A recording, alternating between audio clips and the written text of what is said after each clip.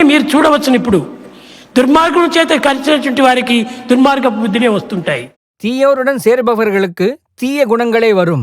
సత్సంగంతో కూడినటువంటి వారికి సద్భావములే ఆవిర్భవిస్తుంటాయి. நல்லோருடன் சேர்பவர்களுக்கு நல்ல எண்ணங்களே வரும். మనం ఎట్టి భావమో అట్టి పలుకులు, எப்படிப்பட்ட பாவங்களோ அப்படிப்பட்ட சொற்களே வரும். ఎట్టి పలుకులో అట్టి యొక్క ప్రవర్తన, எப்படிப்பட்ட சொற்களோ அப்படிப்பட்ட நடத்தை.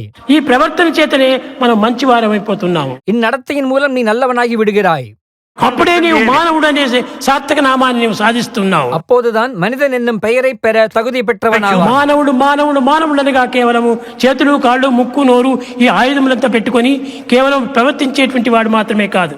மனிதன் என்பவன் கைகள் கால்கள் மூக்கு வாய் முதலிய அங்கங்களை மட்டும் கொண்டிருப்பவன் அல்ல. సదాచార సంపన్నుడై సర్వులకు హాని చేయకుండా ప్రేమ చేత వారిని అభివృద్ధి గావించుకునేటువంటి వాడు. நன்னெறி உடையவனாய் எவருக்கும் தீங்கிழைக்காமல் அன்போடு உதவுபவனே மனிதனாவான்.